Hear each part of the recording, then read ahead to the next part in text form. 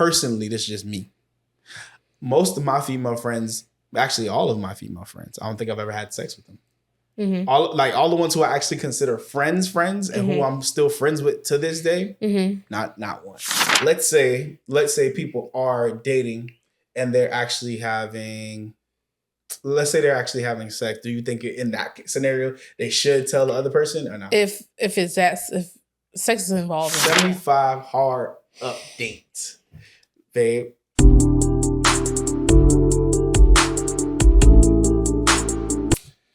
All right, what's going on, family? Welcome back to Relationship Wise, or welcome to Relationship Wise if it's your first time here, because you never know. It could be somebody first time. What you think, babe? Yep. Hopefully.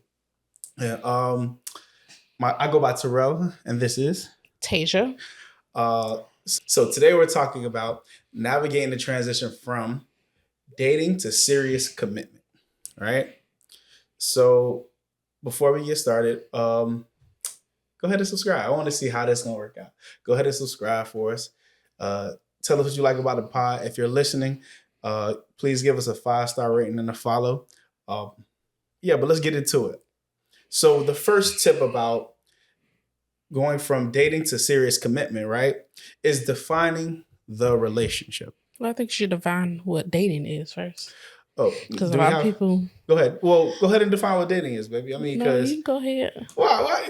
You gonna tell me what? Okay. Well, let's define dating. Because a lot of people think that dating is just.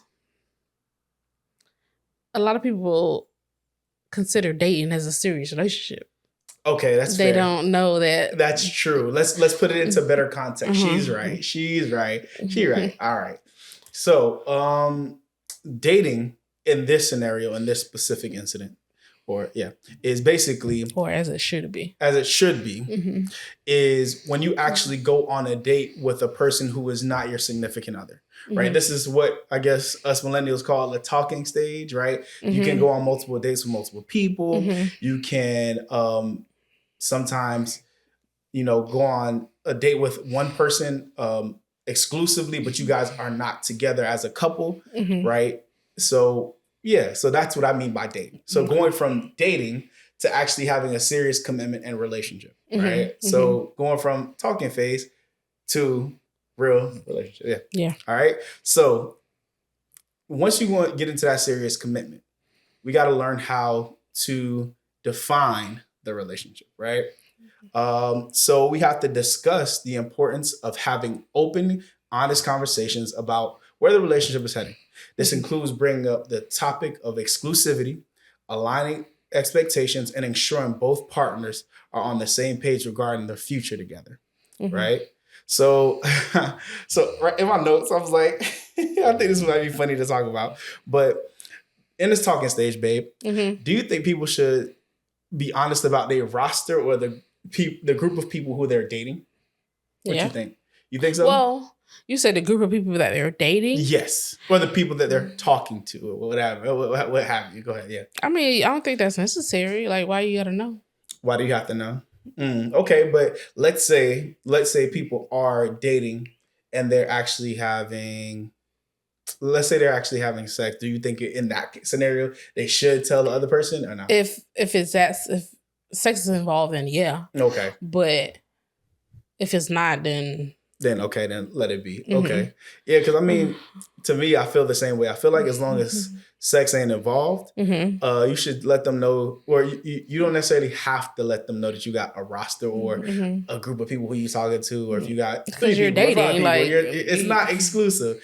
But when you transition though, I think it's important to let that person know that, like I was talking to a few people before we got serious because I didn't know how far this was going to go. You know what I mean? So I think it's something to consider, right? Yeah. You want to go ahead with the next point, baby? State your intentions and learn to peep game. Let the person know you want something real in an assertive but aloof way. See how they respond. Right. What does aloof mean? So aloof means you always cool, calm, and collected. There's nothing about you that's overly demanding, right? It's like saying look, I want to be with you, but I'm not going to press you. Okay. Right. So making sure they know, like, you got to state your intentions, but you're not too pressed about whether or not they want to date you back. Right. So we got to find that fine line between, just being like, you know what? I want something real. I hope you do too. Let's see. Cool. So see, that's assertive, that's clear, that's direct. And then but at the same time, I ain't gonna hold you. I'm not gonna hold you down. I'm not gonna make you my girl unless you want to be. You know what I mean? All right. Now you go ahead. Point two. Sorry. Identifying signs of readiness. Explore the emotional and practical indicators that both partners are ready for a more serious commitment, such as emotional security, shared values, mutual respect, and willingness to navigate challenges together. Right. Discuss how to recognize these signs and what to do if one partner feels uncertain. Right. All right. And I think one of the first points, or the easiest point, is to ask them how they resolve issues, right? Which is extremely important. Okay. Ask them how they solve issues, fam. Because what? What do you mean when you say issues? You mean like family issues or like work-related issues? Specifically conflict that's going to come up in your relationship. Okay. Right? So, like, when you guys have your first bout of miscommunication, even through text, how do they handle that? You know what I mean? Like, do they get real cold? Do they ghost, or do they not talk to you all day? Things like that. I think sometimes we have to just pay more attention to the way people solve problems in that transition from talking or dating into serious commitment. You feel me? Because a lot of times people be like, they just have a set expectation, and they're not really paying attention to the person who's in front of them. And they're like, oh yeah, once they become my boyfriend, or once they become my girlfriend, they just gonna always talk to me. And it's like, no. Pay attention to the person who is in front of you. So yeah. So when you said like seeing how if you text in and then you do like y'all arguing through a text and how they respond, do you think that not ghosting but like not responding back is a red flag? Or so it's tough. It depends. I'll say this. If in your mind you deem what happened small and small enough for it to be a small part of your standard, like something that's like super petty, and you like, wait, over something so small, they shouldn't be getting so angry.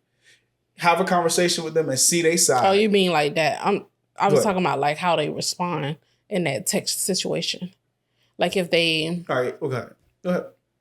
You texting back and forth, y'all arguing through a text message, and one person decides not to just text back, ignore or whatever. But the other person may still be texting them, trying to, get a response or whatever. Right. It's not texting back a red flag. Is that like, because you said like, see how they resolve problems. Is that considered a bad thing to you? It can. Well, it can be. You have to. It depends. But if you guys are arguing back and forth, maybe that they need that cool off period. That's fine. Okay. Right. But the context that I was referring to, or the way I was talking about it, was like, even when, let's say you say something, like say you're texting me and I look at your text and I misread it. And I'm like, why would you say that to me? You know what? I ain't talking to you. Like something like that. Well, that's why most people say they rather talk to the person if they like arguing or whatever, because a text could be misunderstood. Right. In a certain way. Which is another point. Have your arguments over the phone or in person. Send a voice note, something, so the person can hear your actual voice, understand your intent. Sorry, go ahead. Yeah. Yeah, because I feel like sometimes, or a lot of times, words can get lost in translation of text. It seems like text is not a good place to argue anyway. So yeah. No, I feel you. Tired. Keep me on Worked out early. You feel me? Kind of tired. I feel that. Yeah. So that's just looking at the way they handle and solve problems, and even like little things like, paying attention to how they respond to the waiter at dinner. Looking at if they got manners. If they have basic manners. Like, that's like the first thing that people gonna notice, I think. Well, if they pay attention to that, I don't know. Yeah. Like when you go out to a restaurant or coffee shop, whatever, if they say thank you and can I have this, or right. I was about to say please, but I don't even think I say may I please get this? I don't think I do that. So let me not stretch that. But like, yeah, just say thank you or thanking the waiter for getting you this, bringing you extra water. Or if you ask the waiter for something, just simply saying thank you. Right. Or, and not being rude if like your order come out wrong and then you cussing and arguing with the the waiter over your food. Like, then it's kind of like you doing this over a restaurant. What it's gonna be like in real life. True. Or outside of this. And to your point, I think having that level of gratitude and just gesture in general is important. Because a lot of times people don't even got that. Like we be swearing people got home training. Shit. Not necessarily. Hell no. So it's important to kind of know, like, okay, yeah, they can actually say, they can be nice to a waiter. They can be kind. They can be clear. They can, just be a decent human being. Or how they treat their friends. How they treat their friends is important too. Yeah, that's facts. But also too, you want to make sure that's not super performative either, because sometimes people can show one side in public and another side in private, but that always comes out like in the well, that's why you get in public. It will be the relationship scenario, not relationship, the restaurant scenario. And then behind closed doors would be like their close friends scenario, because I don't think they would put on, if they do, that's a bit much, but put on around their friends to impress you. That should kind of be genuine, like how somebody who they known for years, and that they they normally hang around, see how they operate. Are they like the type of friends, or if you notice like the girl who got multiple friends and she hanging out with this friend, they cool, but then she hanging out with another friend, she talking about that friend behind the back, so you kind of could see how that could play in your relationship. If y'all arguing about something, then for sure she finna go behind your back and start chit-chatting with one of her friends about you. Okay, babe. Get them bars. Stop playing. Facts though. No, you're right. You're right. You start to see people's true personality in those little moments. So it's just like, okay, all right, look at you. All right, say that. Go ahead. Tell them, babe. All right. And another part of, identifying signs of just readiness and is discussing uncertainty openly, right? Sometimes people can be either afraid, scared, don't know what the hell they walking into. They might have somewhat of commitment issues or commitment phobia, whatever, so, and if you discuss that straight up and down, it's a lot easier for things to just be, clear in the future. That openness in the beginning in that dating phase is sometimes a lot better to know once you actually get into a serious commitment. So yeah. So the third point and final point is managing external pressures and fears, which you talked a little bit about friends and family, right? But social, family, and personal pressures that often come up. Things like dealing with the fear of losing your independence. It's kind of important, right? Yeah. And tackling the expectations from family and friends, as well as how to navigate these pressures while staying true to the relationship's natural progression, right? One of the big things that always comes up, is having friends of the opposite sex. I don't know why. Well, I know why. Because most people are insecure about their significant other having friends of the opposite sex, and TV shows and stuff or whatever they portray it as always if the dude got a female friend, 9 times 10 he probably messing with her or whatever, or the world got a male friend, they probably messing around. That's just how society like pretty much perceives it. Perceives that. But in reality, it probably does happen, but it don't have to be the case in every scenario. True.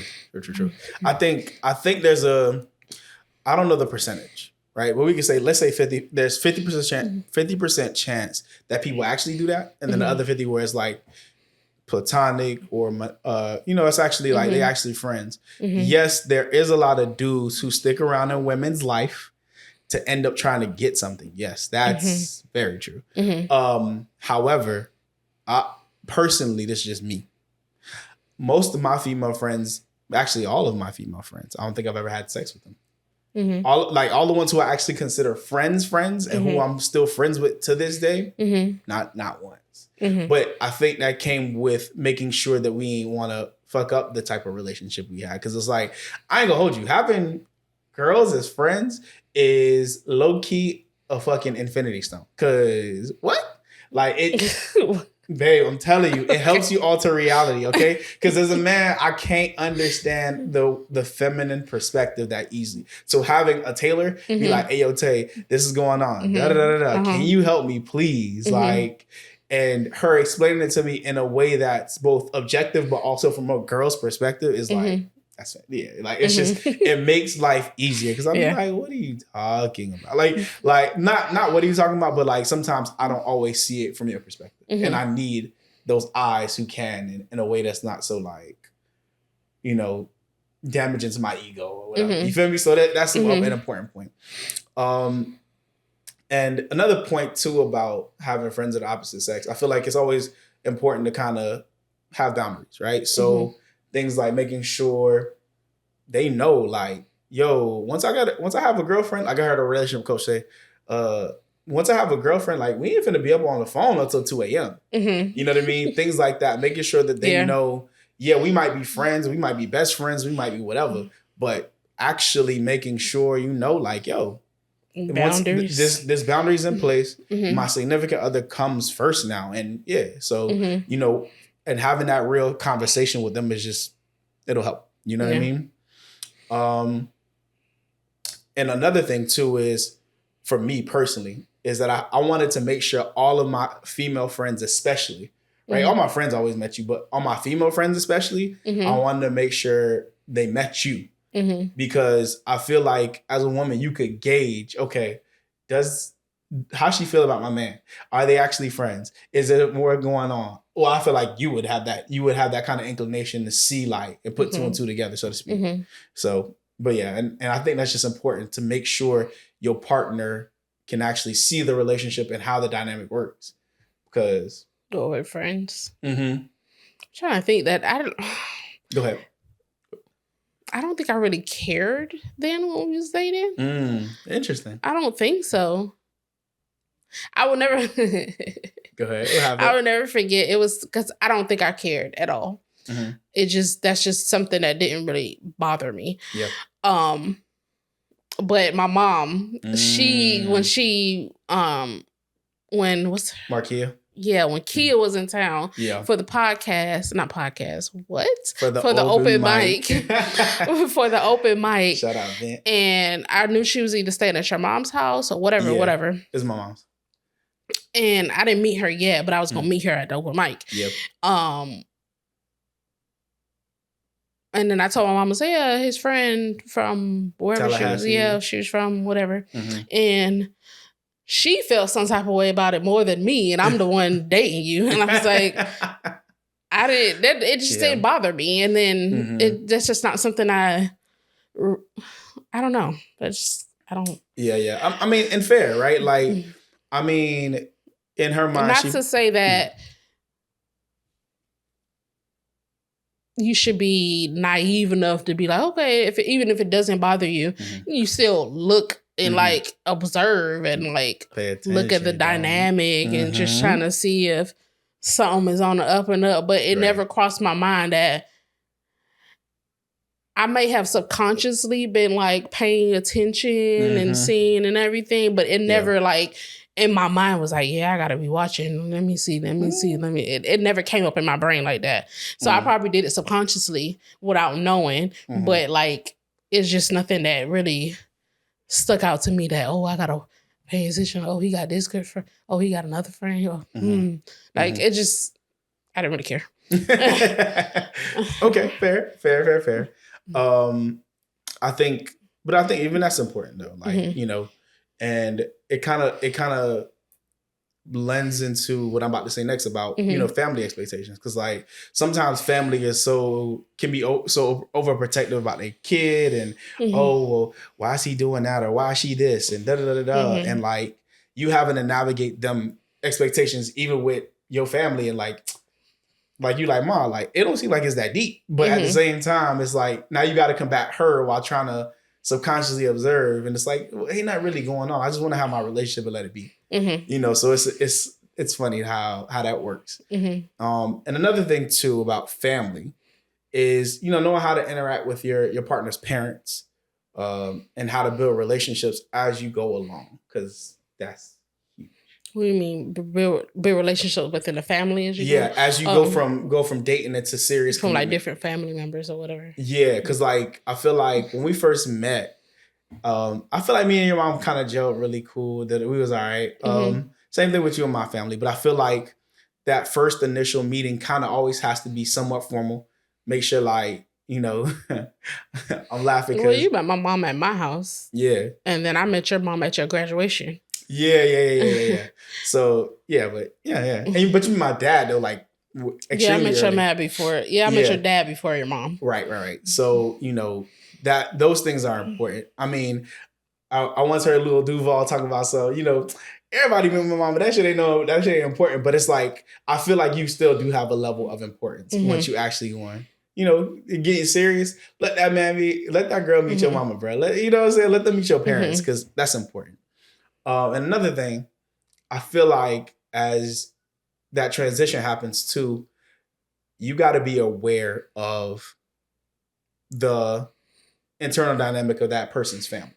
So like, I think one of the things that I had to pay attention to with you and your mom, for example, was, okay, like your mom feels like you're a part of the ecosystem at your house. So I can't be like so in a rush to try to move you out immediately, so to speak. Right? Like understanding like, oh, hold up. I'm going into a family that got its own problems, its own things, its own whatever going on. And I want to add myself in a positive way instead of a negative one. You feel me? I don't want to necessarily take everything or take my girl away and the mom is just by herself unless it's marriage and da-da-da-da, but that's a different story. But you get what I'm saying. So yeah. And also I'm trying to think, was there any struggles that you think you had with me when it came to my family, when it came to like boundaries or just interacting with my parents, stuff like that? No. Okay, what about, you know, like kind of answering the back, like whenever my mom or Cass might need me, and you'd be like, damn, why you always gotta drop stuff to go help your little brother? Or not necessarily drop stuff, but like, you know. I don't think I ever thought of it that way. I know it was a time where you always had to either pick up your brother from school or take him to practice or whatever because your mom was working. Or even when you were at some point like helping your mom at her office or whatever, that didn't bother me. Oh, okay, cool. Just I wanted to figure out like, okay, is there something that I needed to pay attention to, or you know, something that could benefit the listeners? No, because we always spent time together. Like we was together all the time. So that's facts. Hella facts. Yeah, no, we always did spend time together. So shoot, like to the point where like everybody, either in your family, maybe even mine. I don't really know about mine, but like I know for sure in your family, if they see you, they gonna expect to see me, and if they don't, they gonna be like, "Oh, where's Tasia?" Right. They definitely be like that. They be like, "Terrell without Tasia, what the heck going on?" Yeah. Like if I tell my mom I'm coming up there at Dolo for a day or something, she be like, "With no Tasia?" I'm like, "Yeah, she had to work." You know, she like, "Oh, okay, y'all so attached at the hip." Yeah. That's facts. So I mean, yeah. Yeah, I feel like that's important. Just, you know, but again, you know, manage expectations. Walk into that family knowing it's a family, because in truth, like they're gonna come with their own problems, their own challenges or whatever, but make sure not to judge it and try to be just an addition, because it's always gonna be a better thing to like build relationships than to not. So yeah. I'm over here thinking about the conversation we just had with your mama. Oh. And I was just like, I think partially too, that's probably why I put that there, because I'm like, we just had a conversation with your mom just about being thankful and yeah. So, you know, I always want to make people feel like they at least welcome, as long as they family. You know what I mean?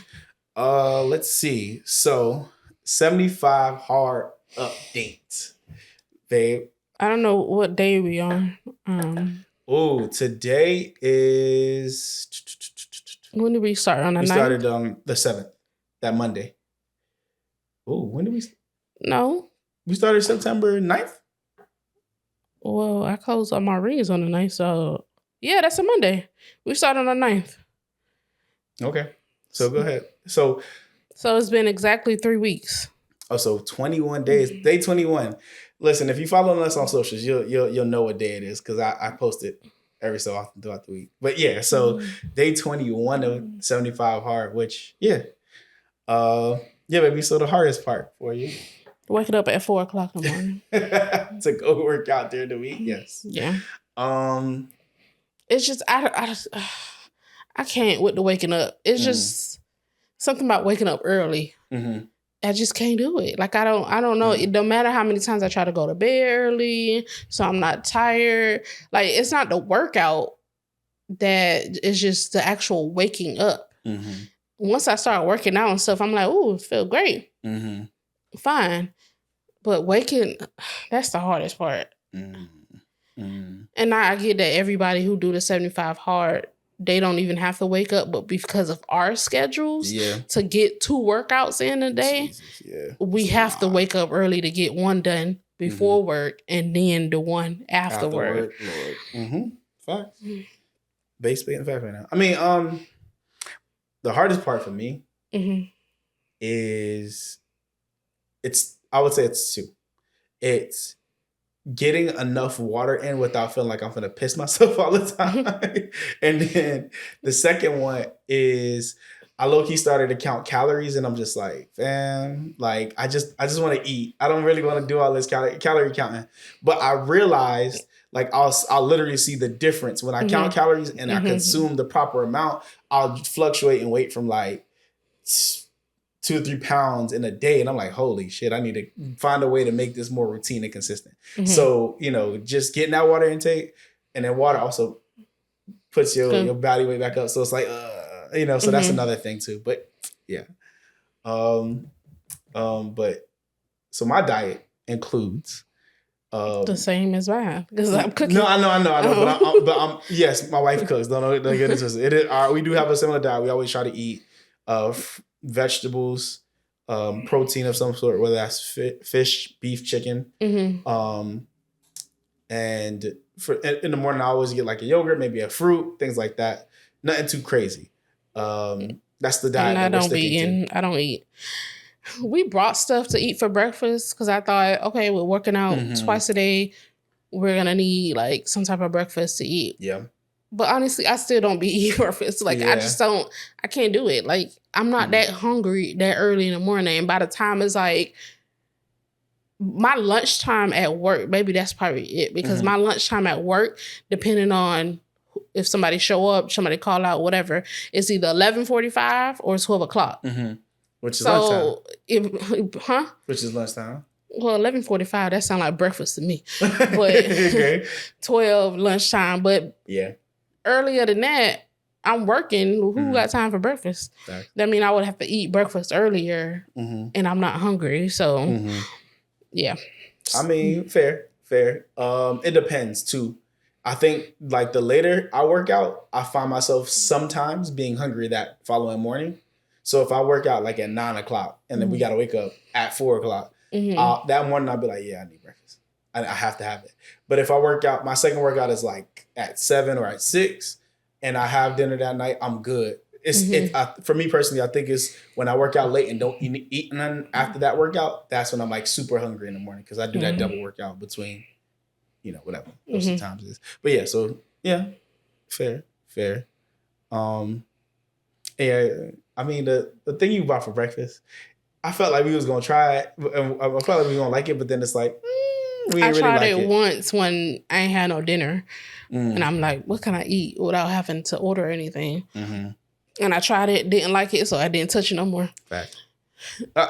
It's still sitting there. I think I tried it twice to see. Okay, maybe if I finesse it this I feel way. like I might have had it before. It's something about frozen breakfast sandwich. That's not it. Yeah. Like, give me a fresh breakfast. Right.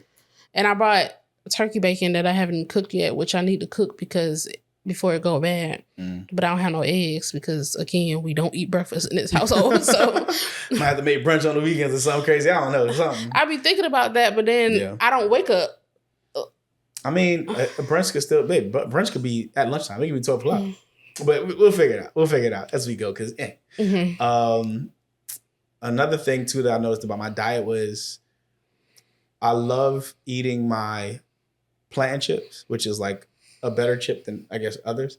But I've realized like I still can't eat it a lot. I have to go from eating like a bag a day to like maybe a bag every other day because I feel like a bag. Not the full bag. I'm sorry. Oh. I'm sorry, y'all. A snack bag every day. Like, not the full actual chip I said bag. a bag because when we go grocery shopping, he bought a big bag. So I'm like, I do buy a family size. My bad. I'm like, you eating a bag. My bad. Not the full bag, but like a Ziploc bag. A snack Ziploc bag or a sandwich Ziploc bag full once a day. I'll eat that. And then and I realized like I feel like that's also contributing to my weight shifting. Sometimes the less of it I eat, the more I lose. So it's like, because it's a carb. It's a heavier carb, so to speak, or complex carb, so to speak. Yeah, I try to cook just meat and vegetables. And then I said I was going to incorporate quinoa, but I really don't want to. Like, if I can just not have any carb, I'm going to do that. And that's my thing. I'm trying to find the right balance of carbs to have. Because I feel like if I have none, then I'm just like, I'm going to always want them. I mean, your carb could be like in your salad. There's carbs in the salad dressing. Yeah. But you mean like starchy carbs? Yeah. I think I need something that's going to give me a bit of a crunch and is... I'm about to say, you can have you a sweet potato, but you don't eat those. I don't eat potatoes. But yeah, it is what it is though. We'll figure it out. I might have to start trying to cook quinoa myself because I want to see because quinoa is a good source of protein. So it is, but I don't cook the meals that quinoa, in my opinion, will go with during this challenge. I'm just cooking meats and that's why I say meats and veggies. I feel like, but yeah, that's why I said I want to have it maybe as a side and see like as a portion and see how I go. It sounds like you have an addiction that you need to just what's a quinoa? Wean off. No, not quinoa. To carbs? Carbs, starchy carbs. Because you're trying to find a way to incorporate the starchy. I do, but I don't. I have an addiction to like chips and like salty / crunchy food. Yes. So maybe you should let that go. For the rest of the challenge. Addiction. How am I gonna let it go? For the rest of the challenge. I'll try. How about that? I get it. I get the point that you're making, but if it's an addiction, baby, I can't just be like, oh. No, but you say you're looking for something salty and crunchy. The quinoa is crunchy. It ain't crunchy, but it can be a little salty or it can be flavored. So I know it could be flavored, but I'm just saying it ain't crunchy. Oh, I know what I should get as a substitute for plantain chips. What you call it? The kelp chips.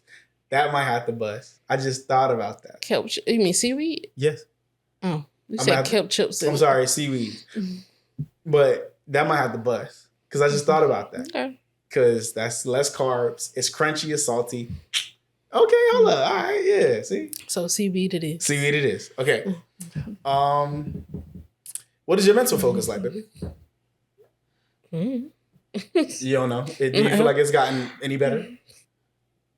I feel like mine is kind of improved. Like, at least... in the middle of the day, after 10 o'clock, after I actually wake up and I'm not sitting down at work, I feel like I'm a lot more alert. I'm more engaged and ready for the day, at work at least. What about you?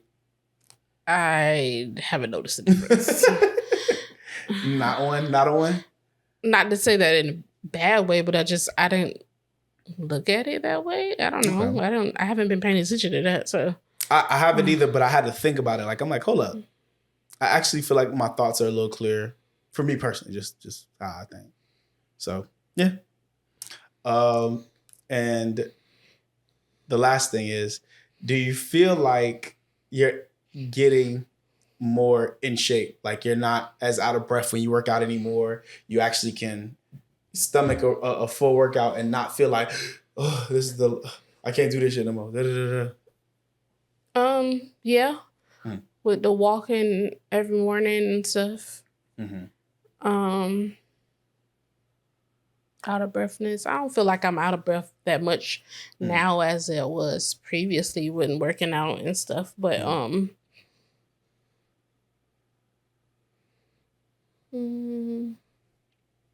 I mean, I do feel like my legs have strengthened because I do the working, the walking, and then the Stairmaster and stuff, and even my arms and stuff because I do try to incorporate each. How do you say that in workout language? Each body part. Yeah. And working out each day or whatever, legs this day, whatever. Yeah. So arms and stuff so splits. Splits, what they call it. So like your arms are one thing, your back or your arms, upper body is one, lower body is another thing. Yeah. Sorry. So more, Got you. I feel like since I've been working out for a bit, I don't feel the extreme difference. What I want to try to do though is get to a place where I start training at least 1 or 2 days a week till failure to see like how much I can kind of endure and build endurance and like, you know, strength train a little bit better so that I can see more results. Cause I feel like I got the cardio I got the jogging down pat. Okay. I need to figure out how to properly do my calisthenics and my weights properly. Like do you think you? Well, sorry. Let me you finish first. Yeah, I got to get I got to do my calisthenics and my weights properly because I feel like if I get that portion right, along with the eating clearly, I'll start to drop the pounds like this. Because I already got muscle on my body. I just need to tone it up. So it's training to failure, making sure I lift or I push myself in adequate ways. And I think because I have such a preference for calisthenics, which is just body weight workouts, like since I got such a preference for it, it's sometimes weird for me to lift weights. I could do it. I'll do it because I was doing what bicep curls yesterday with weights, but I want to make sure I get to a place where I'm actually starting to lose pounds and keeping adequate muscle on my body while shaping and toning. So yeah, what was gonna be your point? Not my point, but my question was: do you see a difference in your body so far? Not for as like strengthening or whatever, but like weight loss or physically, yeah. It fluctuates. So like there will be days, which is like, for example, another thing I got to focus on is abs because I feel like, or I noticed that when I work out with the city, like I'll do all their workouts and I'll forget my own and I'll be like, damn, hold up, why is my chest not looking like how I used to? It's like 'cause I didn't do push-ups this week how I normally do push-ups. And it's like because she had us do a different like upper body set, whatever. And one thing for the last week and a half or so I've been neglecting was abs. And I'm like, nah, bro. We got to tighten up. We got to get rid of this spare tire as best we can. And like I told you today too. You said spare tires? Yeah, spare tire. But even like the thing I was telling you about today, I was like, shit, I need to get rid of these love handles. Like, nah, bro. Like, what's the point? Like, I might as well if I'm gonna get right, I need to get right. And I think because I have my parts of my body that I'm trying to strengthen, my glutes, my shoulders, my abs, or something I got to tone to. I'll sometimes like focus on my shoulders because I have like my shoulders need to be way more cut to me because my arms are like decent size, but my shoulders are like like whippy. You feel me? Like I'm like, yo, like what's going on, fam? Facts though, man. I'm just giving it real. Same thing with my glutes. I got squat. I not deadlifted, but when I was with Daily last year and we did the leg press, I did 405 pounds. Cool. My legs are strong, nice, but hold up now. I need to make sure my body is fully proportioned. And I feel like it ain't. That's the thing where I'm like, so I got to make sure that I set up my day so I could just be more organized and I hit all the things I want to hit. Feel me? Same. So that's really what it is. But I see a few pounds so far. Yeah. It's probably more than a few to be honest, but I kind of didn't weigh myself in the beginning. I had an idea of what I was, but anyways, more inches, because certain clothes that I wear is like feeling looser or clothes that I couldn't get into prior to I'm fitting now. Yeah. And I think I see it in my face too. Yeah. Yeah. A little bit here and there. I think, well, in all fairness, I did lose weight. I had to actually think about it. Like I think I lost about like 4 to 5 pounds and I've kept the 5 pounds off since the challenge started. But it's like, all right, we at 5 pounds. Yeah, you gotta break that. That's how I am too. Like and now we gotta start getting to that 10. That, like you said, 45, maybe a bit more, but I've lost that weight. But then now it's kind of like it's plateauing. Still off, but it's still like stuck. Yeah, it's plateauing, fam. So now I gotta figure out what to do to kind of get past that. And what I'm gonna start doing is taking more probiotics and stuff like that for your gut, because it's say gut health is good. Your gut health is the cause of everything that happens in your body. So I'm thinking that if I focus a little bit more on my gut health, that will kind of help push me past this. What do you call it? 5 pound mark? Or like, what do you call it? That plateau? Yeah. That plateau. Yeah. Got you. Fair. I think too, what helped in the first like week and a half too was I was having tea more often in the morning.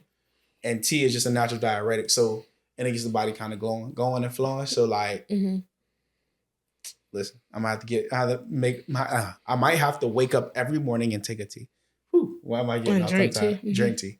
Because listen, that ginger tea or that sorrel tea or whatever. A lot of people say, you're talking about tea, peppermint tea. It's good? It's good for your digestive. I don't know. What I mean. Okay. I could be wrong, but I think people do say peppermint tea. You feel me? So yeah. Because I listen, I'm a tea person. Coffee be damned, bitch. I'm a tea drinking ass nigga because I love you some tea. I know you like coffee, but yeah. So peppermint tea can help with upset stomach, bloating, gas, constipation, and IBS symptoms. Okay, so peppermint tea might have to slap. We ain't getting no peppermint tea. No, I don't have. We got mint tea though. But we have what type of? It's mint and something that we got in there. No, I don't think so. Okay. Yeah. See. Benefits of peppermint tea: corrects digestive issues, boosts the immune system, relieves stress, prevents bad breath, helps with weight loss. Okay. What does it say, baby? I'll show you afterwards. Okay. But yeah, so it says it's good to improve the digestion, but I want to get some probiotics. Let me see. What is it? Oh, let me go back to it. Now I'm curious. Okay, I'll show you this one. See? Oh, wait. Okay. I'm like, that's random, but okay.